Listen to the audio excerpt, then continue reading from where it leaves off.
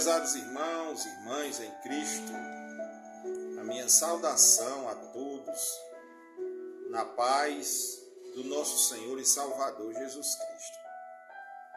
Hoje, segunda-feira, dia 3 do mês de julho do ano 2023, e nós estamos iniciando aqui um propósito de oração intitulado Fonte do que Clama.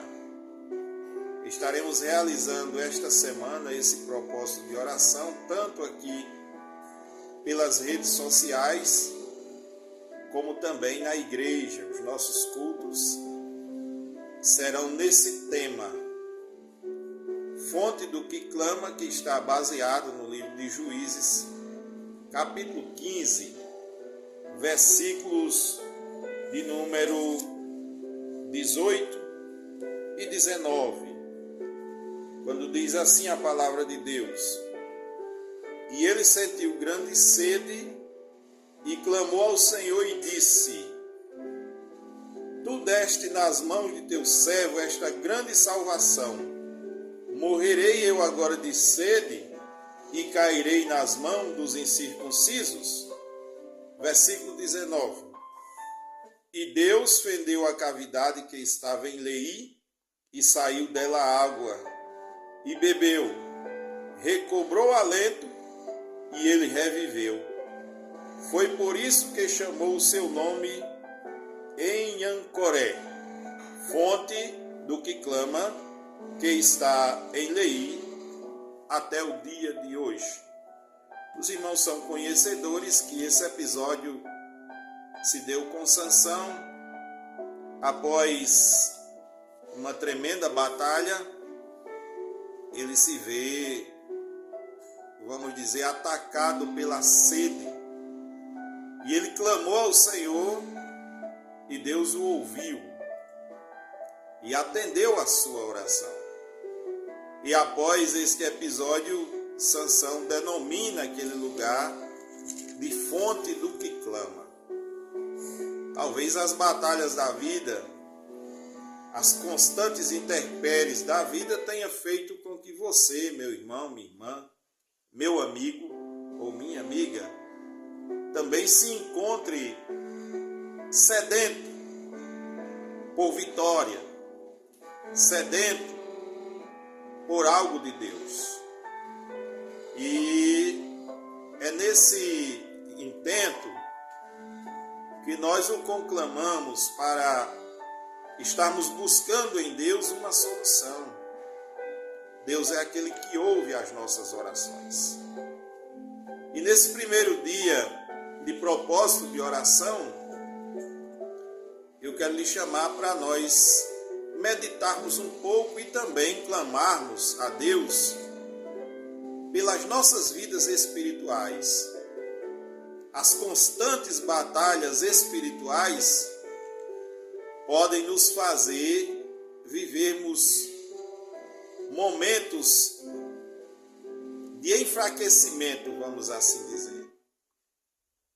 Hoje são muitas as batalhas que temos que travar para permanecermos firmes na presença de Deus, ao qual Sansão, nós podemos em algum momento da nossa vida estarmos como quem está sendo vencido pela sede. Sede de justiça, sede de mais de Deus.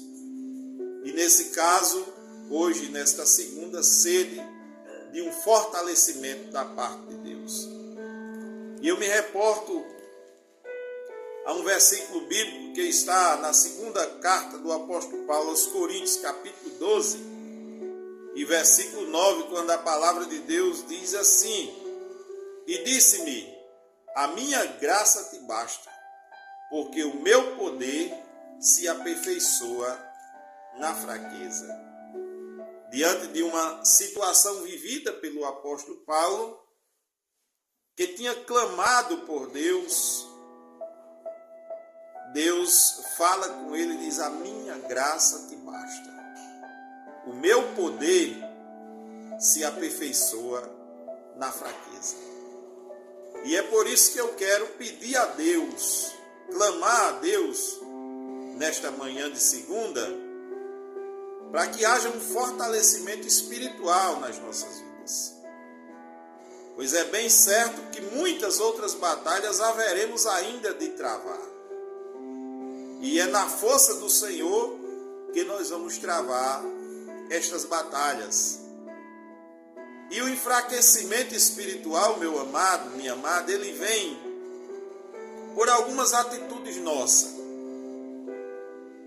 E nós sabemos que o homem de Deus, ele pode se fortalecer no Senhor, diante das fraquezas. Veja que nós podemos nos tornar fracos por causa da nossa indiferença.